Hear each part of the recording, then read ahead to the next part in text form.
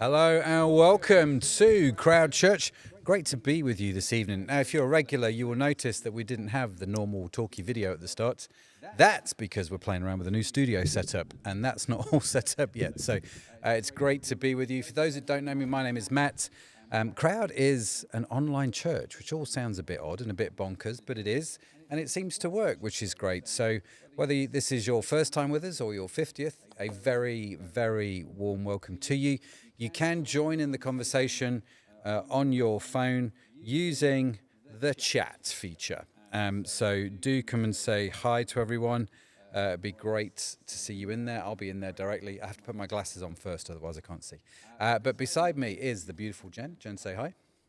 Hi, it's nice to be here with everyone this evening. My name's Jenny, and I am one of the leaders at Frontline Church, which is connected to Crowd Church. And just an all-round legend. So, and to my left is the very talented Mike Harris. Hi. It's nice to be here. What a welcome that is. Thanks, Matt. You are equally as talented. No, in different measures maybe, and in different things. But very warm welcome to you. So Mike's going to be sharing tonight about Love Thy Neighbour, what that's all about. Jen and I are hosting, and we're going to be chatting away about this whole thing, which I'm excited because Mike's just given us basically the whole talk, it felt like, before the... So I know what's coming up, and we know it's going to be good. So great to be with you. Right, let me check the comments. Luna. Hey, Luna, how's it going? Aid, Sonia, very warm welcome to you. Great to have you. Luna, are you coming on Wednesday? Just let me know. But yes, great to have you here. Great to have you with us.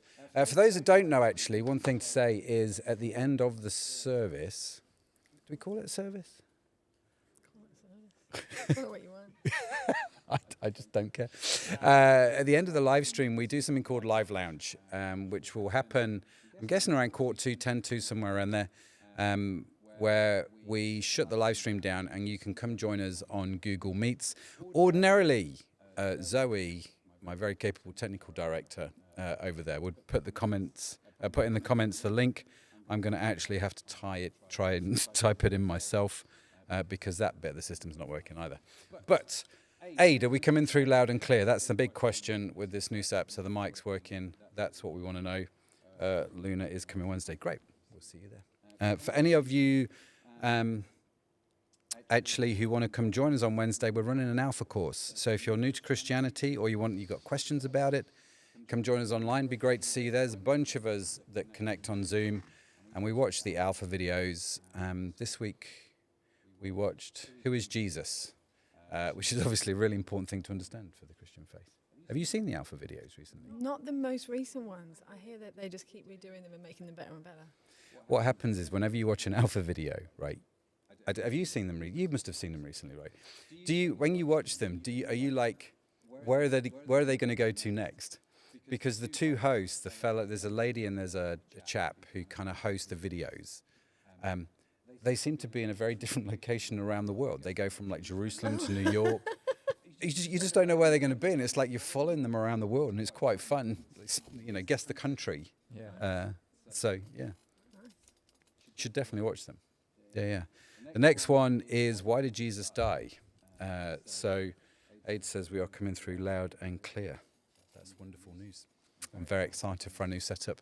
Anyway, that's enough rambling from me. Without further ado, let's bring on the very beautiful, the very talented, like I said, the extremely interesting and funny and brilliant dad, amazing husband, all-round good egg. We all want to be like Mike. Mike, over to you. Wow. How to overpromise and very quickly underdeliver. It is great to be here. It's a privilege. And thanks, Matt. So what I'm going to be talking about today is one of the most famous sayings in the Bible, and it's about love thy neighbour. So we're in a season looking at biblical wholeness, and today we are looking at love thy neighbour. And so just to begin with, I just wanted to say that the word love, or biblical love, can be our culture can believe that it is something that is quite different. For example, often it gets watered down to being, it's just about being a nice person. You know, basically, if you're not violent and you recycle, then you are loving your neighbour and you are being nice. But that's not what Jesus calls us to. The lust to is both incredibly challenging to do, almost impossible on your own, and also very, very countercultural, both back then and in today's context as well. So throughout this talk, over the next sort of 20 minutes, we are going to look at two things. We're going to look at what we are commanded to do, and we'll unpack that a little bit, and then also how can we do this. So they are the two things that first of all, in one of the gospel accounts, the gospel account according to Mark, so it's an eyewitness account wrote by Mark, widely considered to be the earliest of the gospels. In his account in chapter 12, Jesus is asked which is the greatest commandment. And so there was lots of commandments. There was 10 obviously given to Moses, and there was lots of other different laws. And Jesus is asked which commandment, and he answers it by bringing together two commandments. So he's asked which is the greatest commandment, one, and he responds with two. So this is how it goes. So Jesus, which is the greatest commandment? And Jesus replies, greatest commandment is to love God with all your heart, soul, and mind. And the second is like it, to love your neighbour as yourself. There is no greater commandment than these. So what Jesus has done there is he's taken one commandment from the third book in the Old Testament, Leviticus, and he's joined it to another commandment that is in the fifth book in the Bible, Deuteronomy. He's joined those two commandments together and responded to this question, which is the greatest commandment, with these two: to love God and to love your neighbour as yourself. My suggestion is that it's love God and demonstrate how you love God by loving those that bear his image, that were created in his image. And your love for God is demonstrated in that. And so he highlights this as the greatest commandment, to love God first and then to love your neighbour as yourself. In the Gospel of Luke, there's another story. And it's actually only mentioned in Luke, and it's about the Good Samaritan. And I'm sure many of you will have heard this parable that Jesus tells. And in this section in Luke, what happens is Jesus is asked, who is my neighbour? And Jesus responds with this parable. So obviously he's already said the greatest commandment is to love God and to love your neighbour. And this question is, who is my neighbour? And Jesus responds with this parable. And the parable goes like this, that there was a guy travelling along a road, and some robbers beat him up, bash him up till he's cut and bruised, and leave him on the road. And first of all, a priest, a religious leader at the time, who should know better, walks up, sees this guy lying on the road, swerves him, gives him a wide berth, and walks on.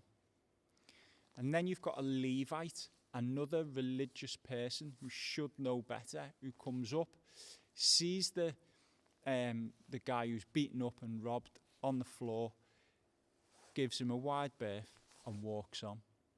And then finally you have a Samaritan. Now a Samaritan was an enemy of the people who Jesus was talking to at the time.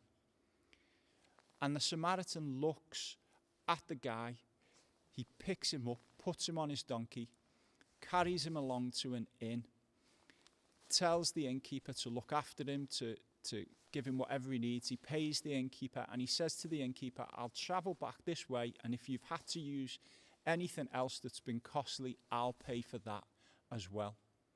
And then Jesus turns possibly to the person who's just asked the question and says then, so who was the one who was the neighbour? Who was neighbourly? And the guy, potentially the one who asked the question, says, the one who showed him mercy.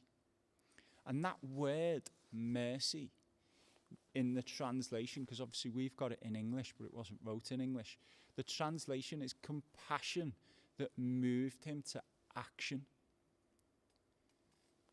So the Samaritan had compassion on this guy.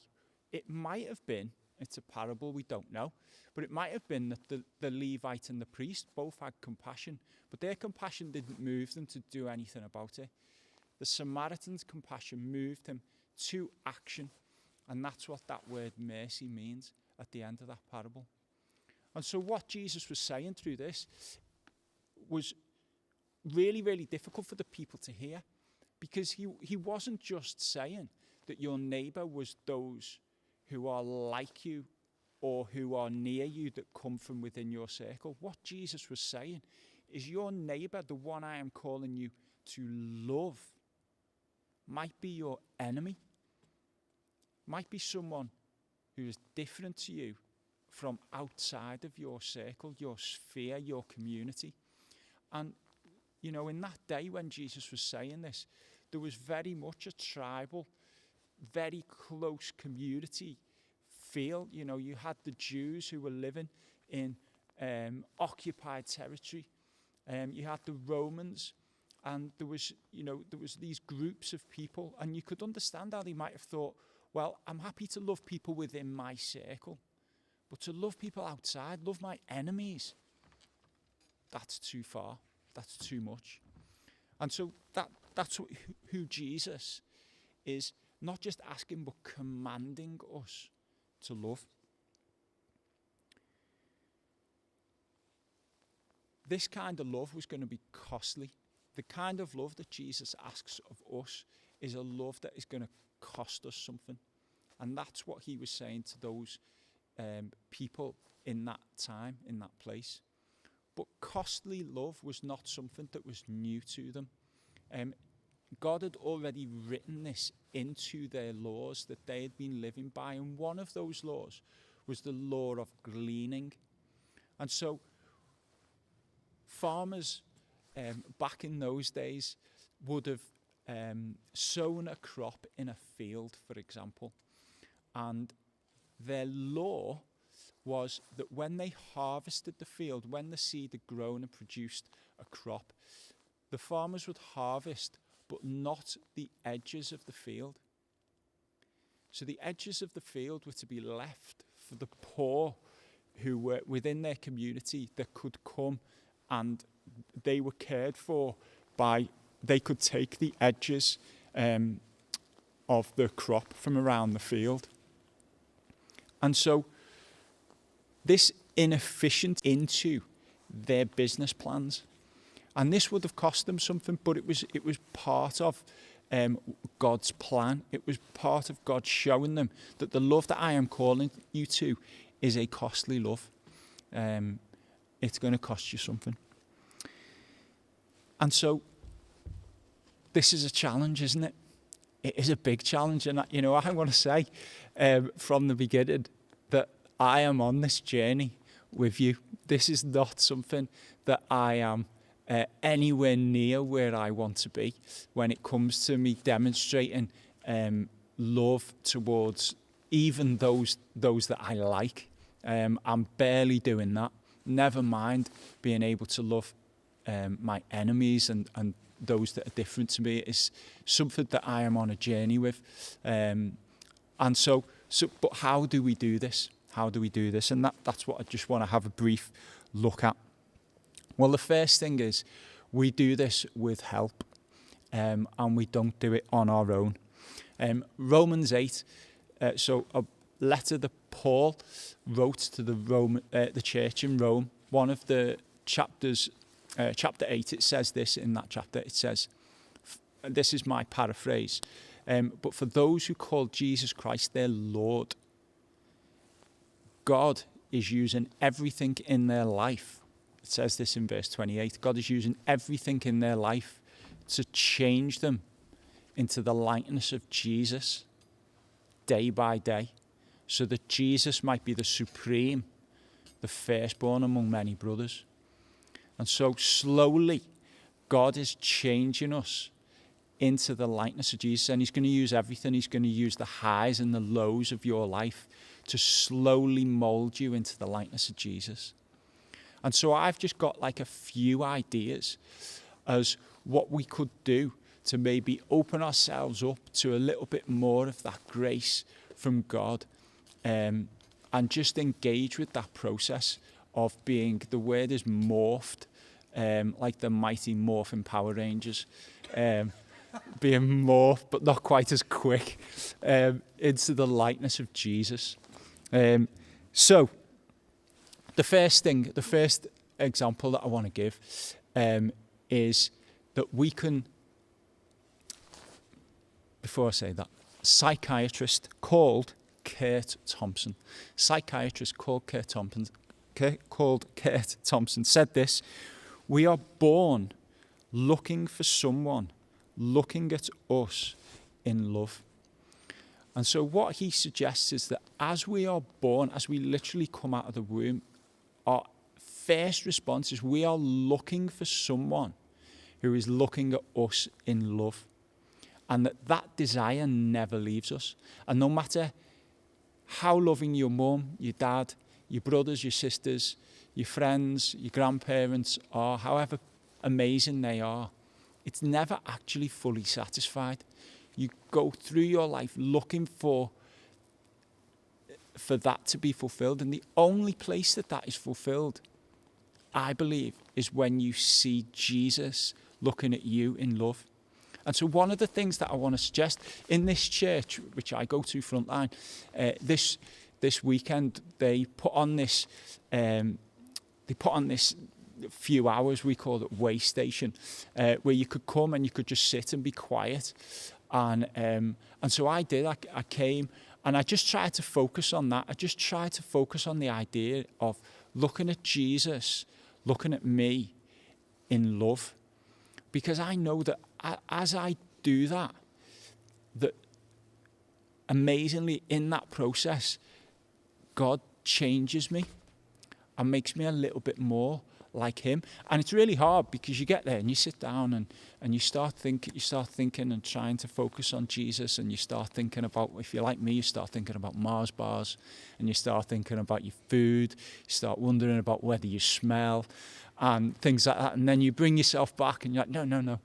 And this sort of goes on for a little bit. But, by the end of it, when I walked out of the building, I really honestly can't explain it, but I did feel like God had done something in me to change me, which is amazing. So that is something that, I just want you to think about and to dwell upon, that the creator of the universe is looking at you today in love.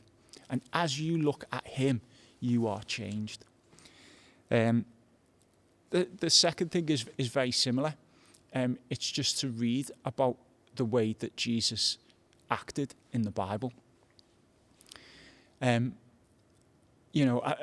is a big confession of mine. So I was working the other day. I'm a gardener, and I was working the other day, and I came out of the garden that I was working in, and I walked over to my van.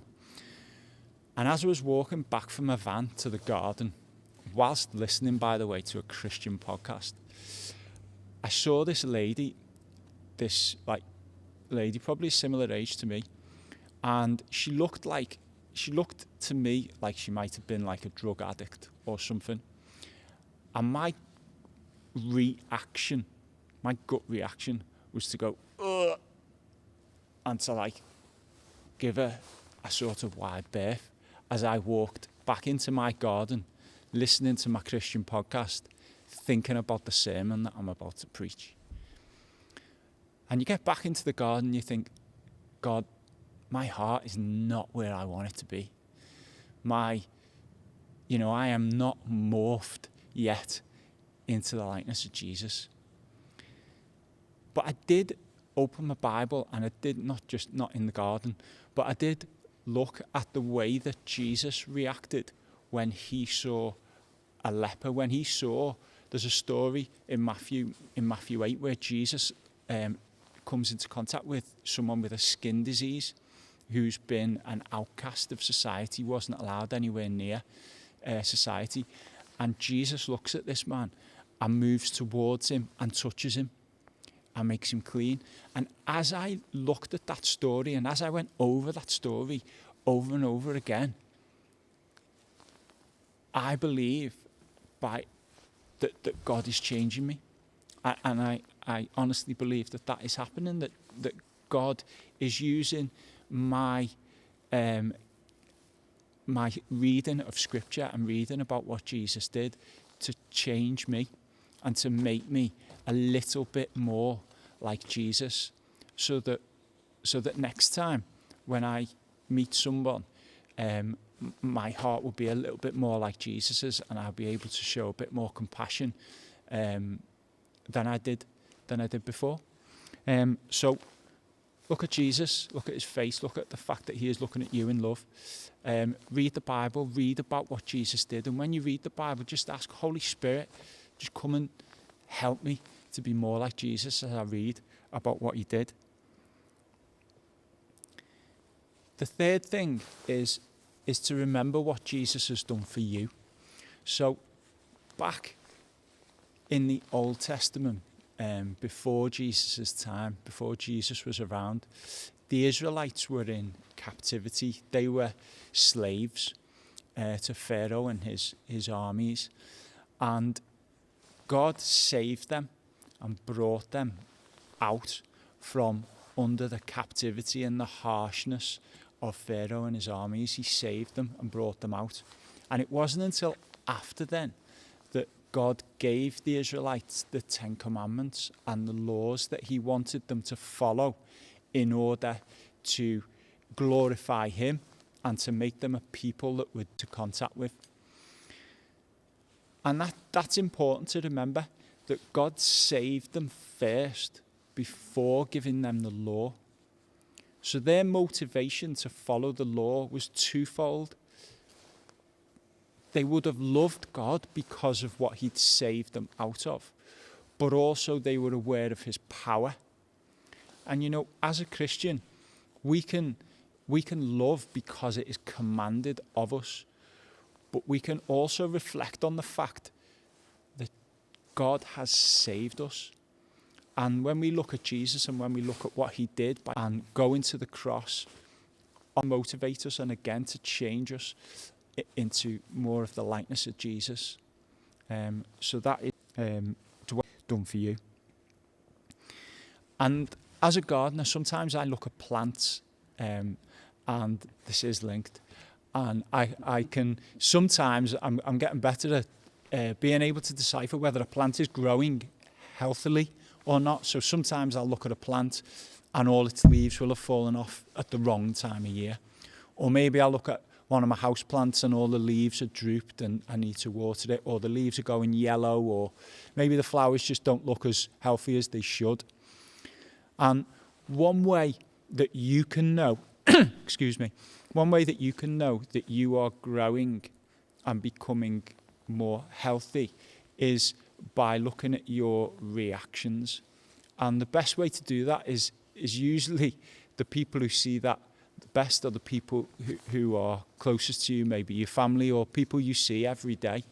I think Tyler Staton was the first person who I heard who said this, you know when you're growing when the people who interact with your reactions start to notice that you are becoming more loving and more patient.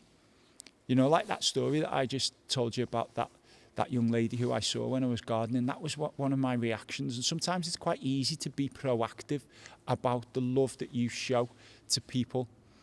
But as you submit to God and as you maybe do a few of these things that I've suggested, open yourself up to more of God's grace in your life, and as he changes your heart slowly, hopefully what you'll find is not just your proactivity, but your reactivity will become more and more in line with what Jesus would be like, because of the work that he is doing in and through you.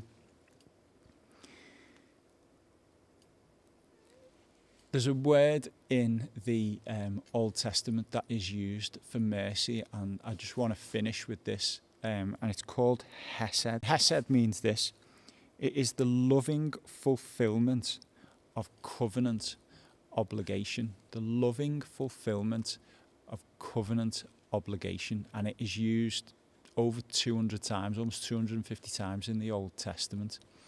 And I think that summarises, not particularly clearly, but it summarises something of the heart of what I'm trying to get at. That, you know, we can be motivated to love because the creator of the universe commands us to do it. We can be motivated to love because of what he's done for us and the grace and the work that he is doing in our heart.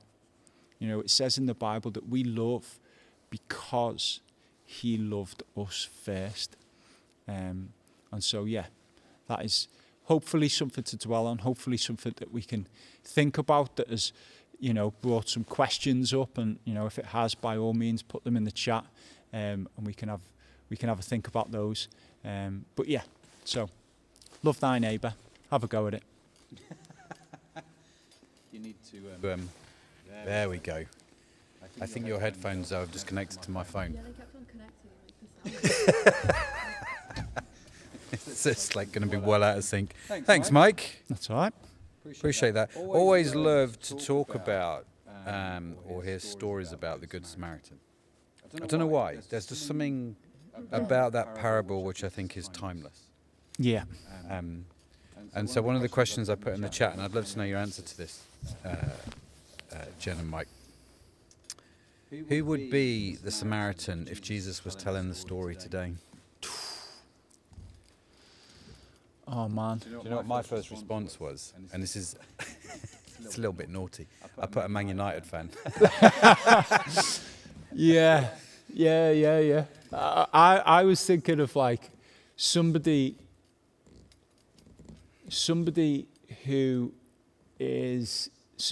been cancelled for maybe moral issues. Somebody who you think, if I'm associated with them, their dirt is going to rub off on me. Something like that. Yeah, it's a good point. What about you, Jen? I mean, I was just thinking of like different groups that are just really hostile to each other. Yeah. So maybe in different scenarios, like, I don't know, at the minute you're seeing in the Middle East, some Jewish and Muslim communities just seem so at each other, or in America, like literally on my news feed, I've got people literally face to face screaming at each other, IS agents and campaigners, and you're like, whoa, you know, there is actually a fair amount of that around. You could imagine Jesus retelling the story in maybe different settings. There's quite a lot of it around, isn't there? There is.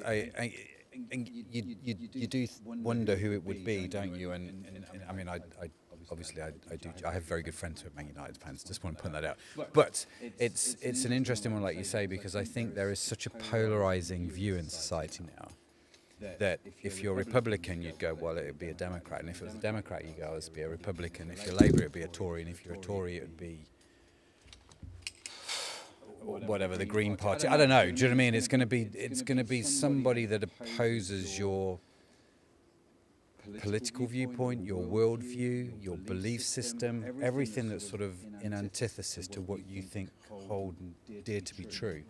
That's who's in that ditch, right? Because we just hear Samaritan and we think, oh, we phone the Samaritans when we're in trouble. They've got a lovely charity shop down on the high street. Do you know what I mean? But I think we lose the horror, if I can put it that way, of Jesus using the Samaritan as an example. A sheer repulsion of Jesus picking on the Samaritan and saying, that's your neighbour. I suppose, like, I think one of the things that strikes me about the Samaritan is the Samaritan was helping someone who had no hope of ever being able to help him. You know, there was no sort of, you know, the Samaritan was not going to get anything out of this other than it's going to cost him something. It's going to cost him something. He's going to help this guy get back on his feet, and that's it. I think sometimes when it's quite you know, you can make a good argument for loving people who are around you, because that helps the atmosphere, and there's this sort of, you know, if they're in and around me and I've helped them, they're now in my debt, and at some point in the future, what goes around comes around. They're going to be nice to me. Yeah. You know, and obviously there's some proverbs about that, but you know, the Good Samaritan is blowing that apart, isn't it? It's like, and Jesus was quite good at doing that. And quite often would, you know, do something like that. Yeah, it's one of those, isn't it, where the chap goes to Jesus wanting boundaries. Like, if I'm going to love people, give me, you know, people that I like, and give me a boundary. And Jesus is like, yeah, there is no boundary. Yeah. But it's interesting, isn't it? Because I guess the question is then, how are you challenged about that in the modern world? Do you know what I mean, what does that, how does that translate to you? I think it's interesting, that comment about boundaries, isn't it? Because that's something I've just personally been wrestling with a little bit, about kind of the Christian walk, and that there's so much in what Jesus says, and is in like the later letters about the walk being costly. Jesus says things like pick up the cross, you know, love your enemy. And yet, I think boundaries, and a need for healthy boundaries. Yeah. But something I've been just really talking to God about recently is like, well, where do the two meet? Where is it okay for me to protect myself, and where are you actually asking me to do something that's actually really costly and really painful? So that's a bit of an abstract answer to your question, not a practical one. No, it's a good point though, isn't it? Because again, there is this, you know, when the Good Samaritan, in that parable, no way does he become a full-time carer. No way does he become like a paramedic. He doesn't invite him into a house. Do you know what I mean? It's like there was boundaries into how he. The fact was he helped, but there was boundaries in how he helped. But he helped at cost, didn't he? Like you said, it cost him time. Was very unlikely to get anything back for that. And it is a challenge, isn't it, in terms of where are we doing that? Where do we come across things in our lives that, where do we allow ourselves to be interrupted and think, actually, yes, you know, like maybe that woman that you bumped into, maybe in another scenario, that's an opportunity to actually be interrupted. I don't know. Yeah, absolutely. Where do we allow that, and where can we be so just focused on what we're doing that we're just not even thinking about it? Yeah, and I think the other thing for the Samaritan, you know, potentially he's risking his reputation as well. You know, if other Samaritans were to see him, you know, what would they think? He's reacted, as his compassion has made him do something incredible. I was talking to one of my brothers today, and he was talking about the fact that you know, when we love God first, that helps us to be whole enough to be able to love people well, and not, you know, and if we get that wrong, which, you know, we do all of the time, then often the way that we love other people can, you know, is not always the best. And so, that, you know, that's something, you know, something that I think about. You know, making sure that I am going to God first and hoping that He is going to make me whole. Making sure that I am aware of how much He loves me, and because only then can I really help those that are, you know, that I'm going to come into contact with and brush up against and things like that. Yeah, absolutely. Yeah. I'm just thinking again about practically what that can look like for us, and how. Again, there can be a cost, can't there, to going across that cultural line, speaking to somebody in a different community, or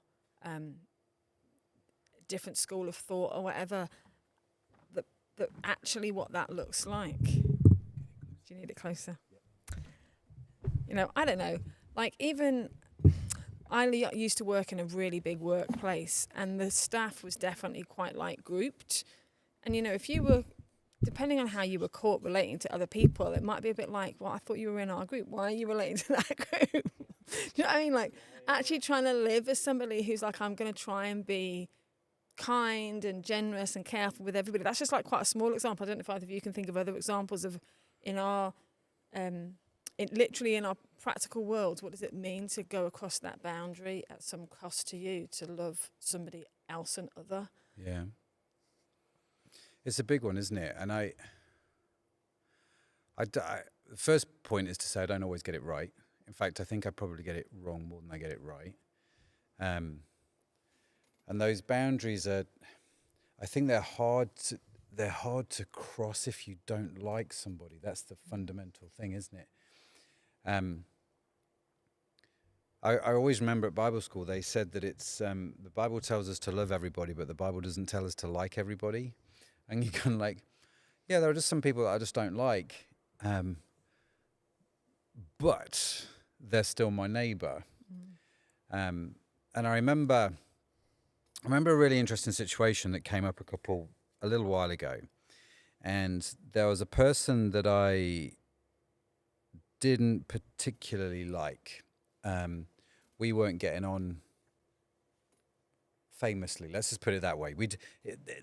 They and I were not friends at all, and in fact I think I didn't wish them any harm, but you know when there's just some people you just don't click with, and this was one of those guys. And their business went into a little bit of trouble. And if you don't know, I run my own business, and I just felt, I need to be generous here.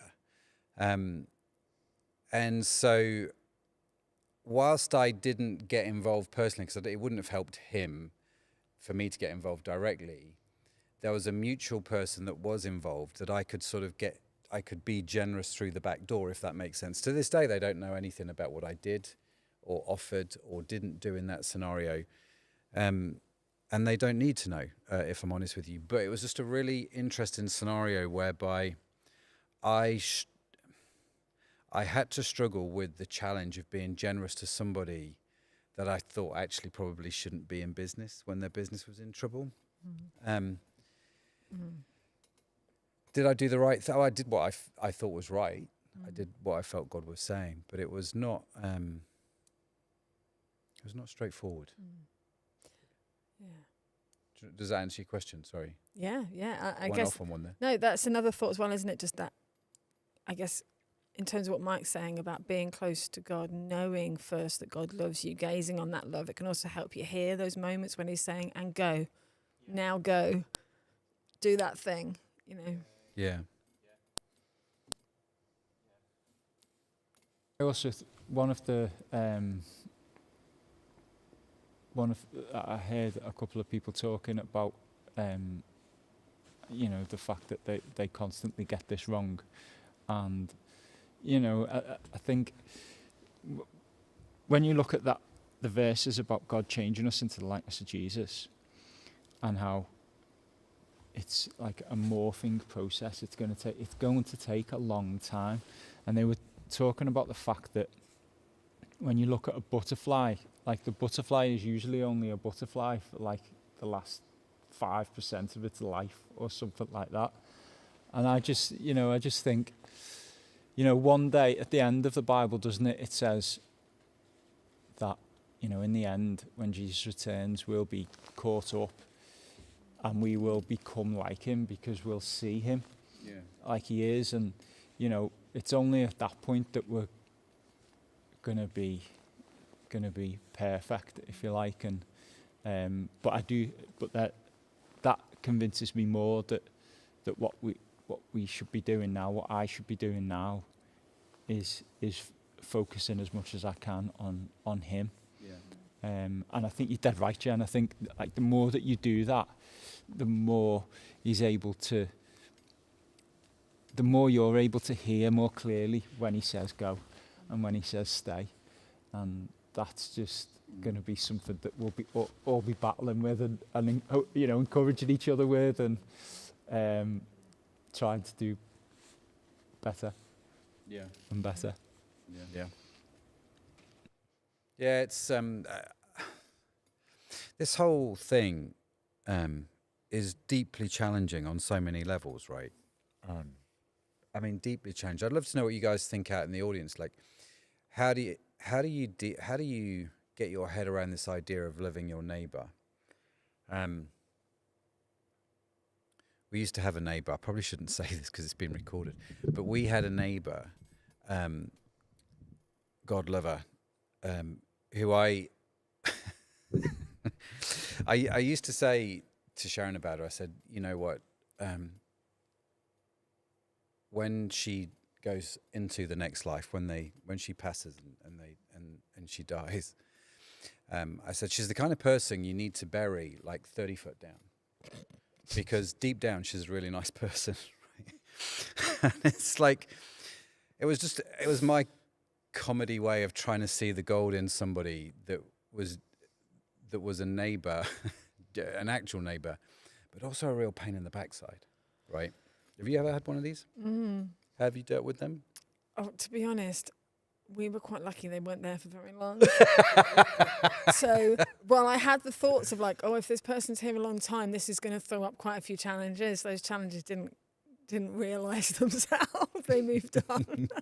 Did you pray them out the way? I didn't, but I certainly was quite thankful. Yeah. Yeah, it's a tricky one, isn't it, when it comes to situations like that? I remember, again, this whole loving your neighbour thing. I had a job. When I worked here, actually, at Frontline, we're going back to 1995, right? So this is a while. And I worked here at church for a year, volunteered for a year, and I was working down at a restaurant. And the manager at that restaurant and it was like this. Right. I don't know what it is about me. Maybe I attract them. Maybe it's me. I just need to focus on me. But I mean, we were butting heads, man. It was crazy. And I remember this whole "you've got to love your neighbour" thing. And so I started to pray for them. I mean, I earnestly pray for them, not like God smite them down, as much as maybe I wanted to feel to do that. But I just pray. I started to pray God's blessing on them. You know what that whole situation turned, and that lady, like, owned a shop, like, literally across the road. They're houses now, but there used to be shops across the road. So I'm pointing at the camera. It's behind that wall you can't see. And so when I worked here, after a couple of months and we started getting on, I would go sit in her shop. And that's how I got to meet all the neighbours, because all the neighbours would go, I'd just sit and chat to them. She'd go, "Oh, this is Matt, he's the vicar from across the road." I'm like, well, I don't need to correct anything here. I'm just going to say hi. And it's great to see you. It's great to be with you. And it's great to connect with you. And it's funny how things get turned when you actually start to pray for people. Now, not all the time. Like the other lady, there was some restoration there, not loads with her. I mean, we started to break through, hopefully, at some point. But yeah, it's fascinating, isn't it, dealing with this? Have you always had good neighbours, or have you not?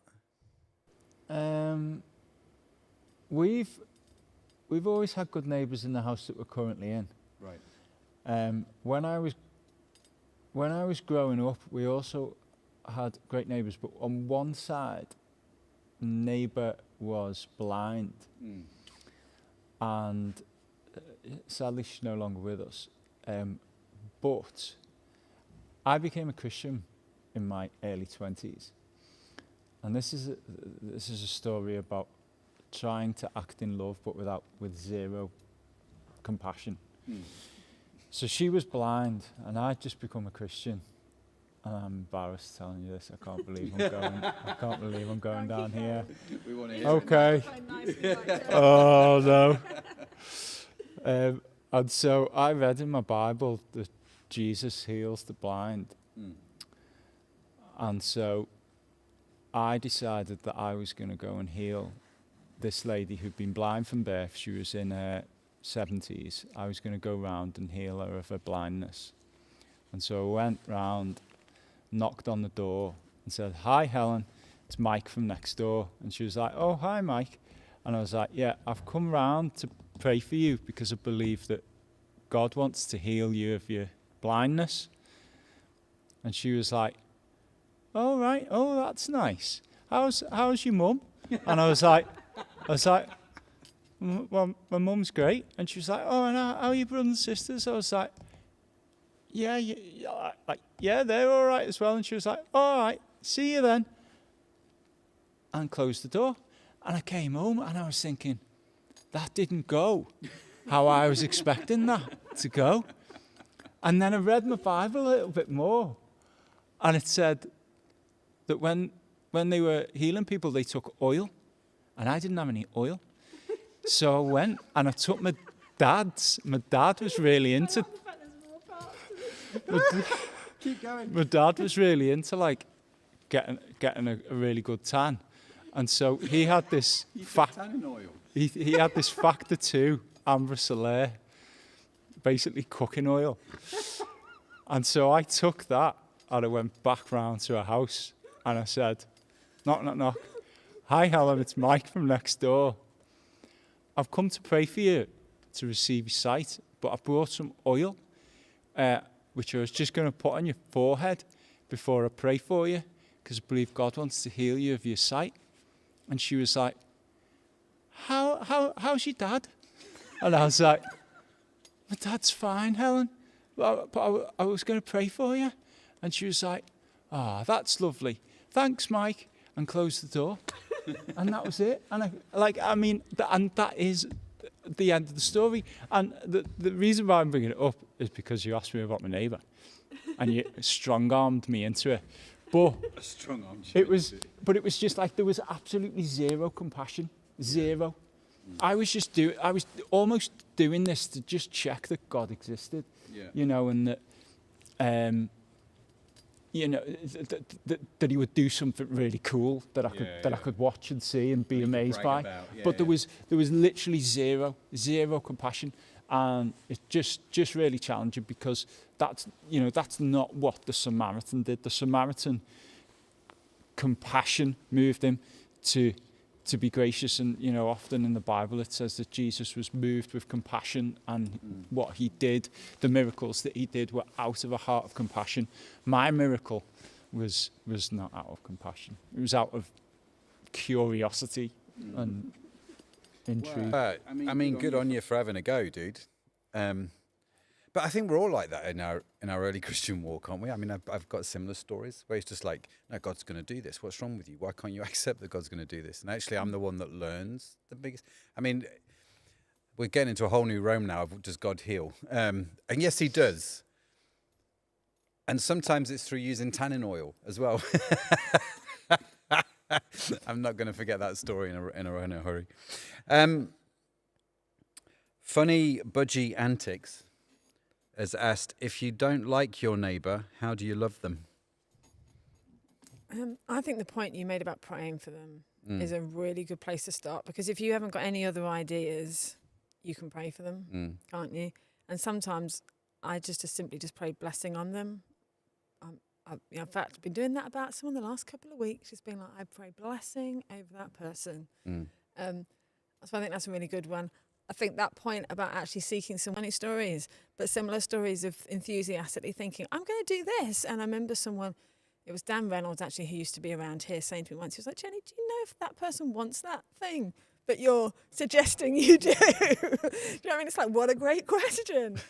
But I think on one level, there's keeping going, isn't there? In the face of, particularly if someone's difficult, in the face of difficulty, not putting up a wall. I know I have a temptation to put up a wall and be like, if you're going to be like that, then screw you. It's kind of my natural human reaction, and trying to challenge myself to be like, well, however you are, this is how I'm going to keep consistently being. Yeah. That would be some of my thoughts. I don't know what you think.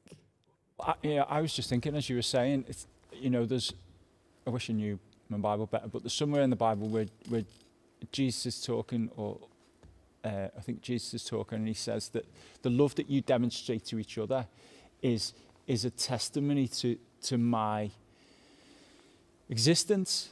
And, I think, when we love people who love us, that's great. But when you love somebody who is, who is your enemy, or who is, against you, or not being very nice to you, when you find the compassion to be able to love that person, that is an incredible testimony to the existence of God, you know. And I know that from one particular person who I know who comes to this church, and they're not a Christian, but they recognise, they recognise that there's something different about the way that we interact with each other here that is different to the way that people interact outside of the church. And I know it's not the same as, you know, loving a neighbour who's being horrible to you, but sometimes even within church we have clashes and we have people who we don't get on with. But when people from outside see us finding the compassion to be able to forgive and to be able to get along and to be able to build community together, it's incredibly powerful, far more powerful than I ever thought it was or it would be. Yeah. But for this person, it's been the biggest testimony to the fact that God exists. Yeah, I think it's one of those things, actually, when you look at what those outside the church like about the church, and you look at the stats, what draws people in, one of the key things is the community, which is what you're talking about. And it's John 13:35. You're welcome. I Googled it. I would love to claim superior Bible knowledge, but faster thumbs on Google, I think, is the... I pulled up the verse. It says, "By this all people will know that you are my disciples if you have love for one another." I think that's the verse you're referring to. Aids put here, we can act with love towards those we struggle to like. So it's interesting, isn't it? Because we can pray for people, but the Samaritan story would be really boring if he kind of went across and saw them and went, oops, I'm going to pray for you. And he didn't actually act. And this goes back to the point that you made about mercy being compassion moved to action. And so I think prayer is an action, but I think also practically, what can you do, you know, that... And so I know, for example, with a neighbour that needed to be buried 30 feet down, I would intentionally say hi and good morning to them every time I saw them. And I'd do it with a smile. Not because I was trying to wind them up, but I'm trying to break down the wall. So it can just be as simple as saying hi. I think with the chap whose business has struggled, I actually poured money into something, and that, you know, put finances behind it.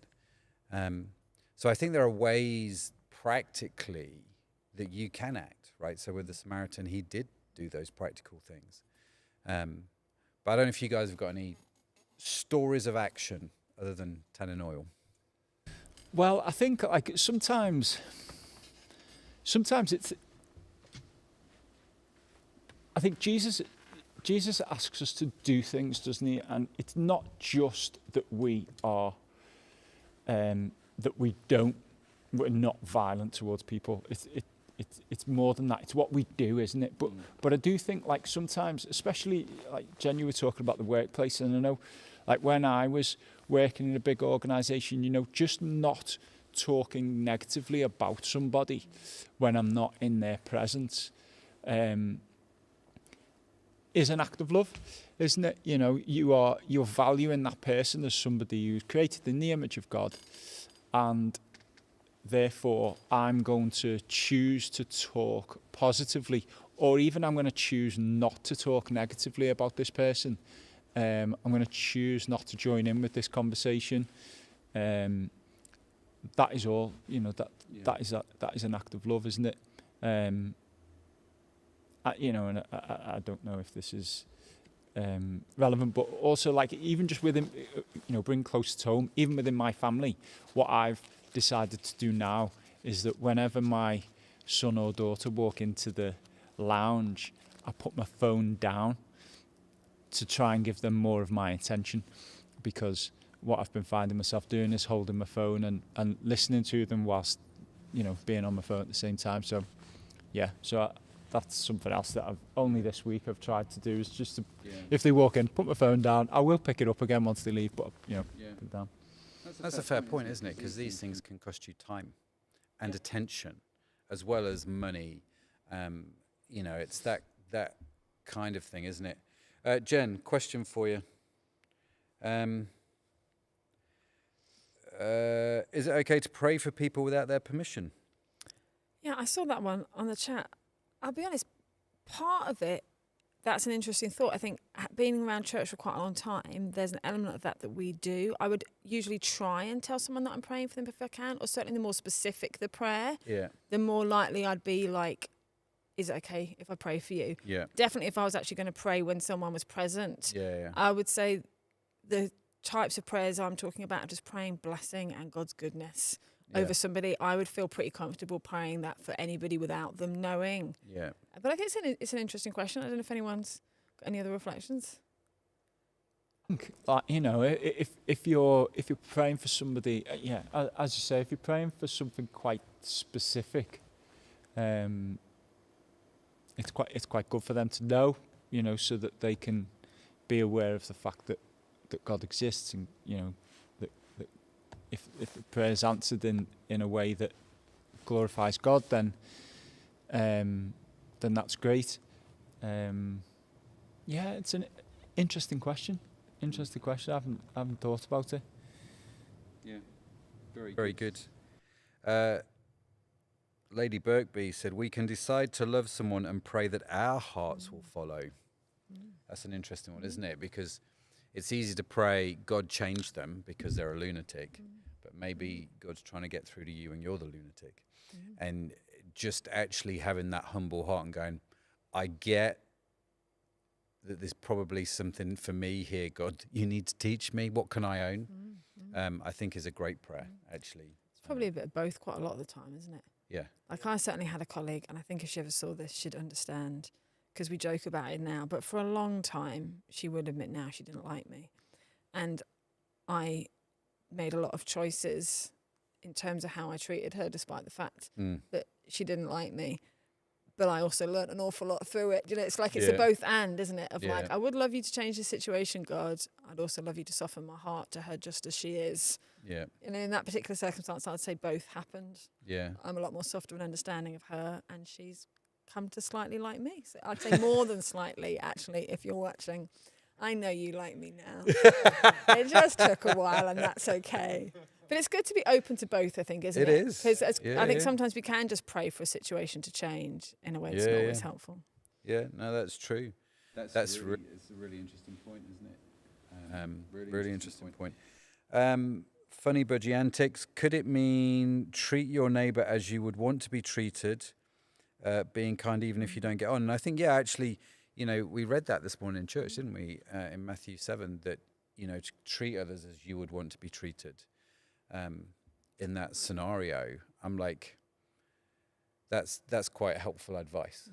That is in quite my helpful. school growing up, that was the golden rule. It was on yellow paper shaped like a key when we were queuing up for lunch. Treat others as you want to be treated. Like, it's a basic humanity thing for me, isn't it? Yeah. Like, and anybody, whoever they are, whatever they think, whatever they've done, you got to treat people like you'd want to be treated.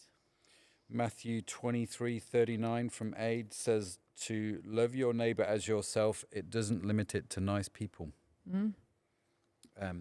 And actually, there's a really interesting question there, isn't there? Because how much do you love yourself? But we won't get into that because we'll start singing Whitney Houston songs. The greatest love of all, apparently. No, it's not. Anyway. I think you might be singing on your own. Yeah, did you not bring your singing voice today? Not today.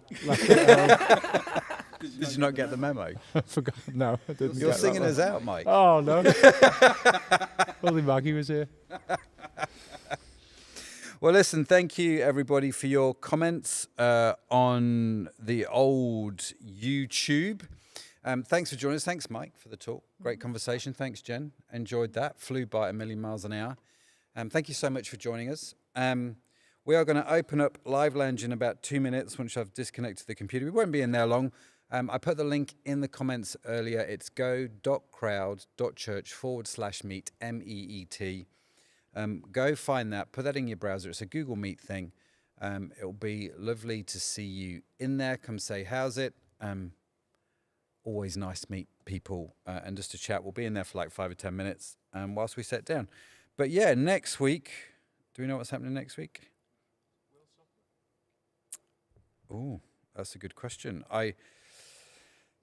It's crashed. Anyway, I don't know. It tells you Hospitality. hospitality with Dan Orange and Will's hosting. with Josh Birch. So that's what we're talking about. How to be hospitable. Following on from this Love Your Neighbour thing, which is going to be great. Dan's speaking. So come join us for that. That'd be great.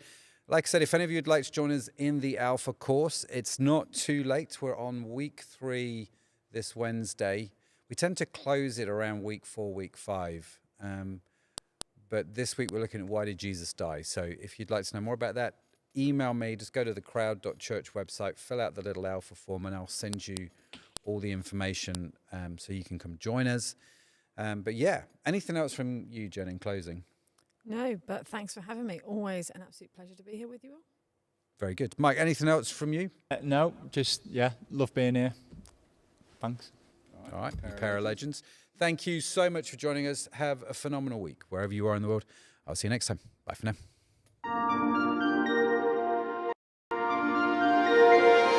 now.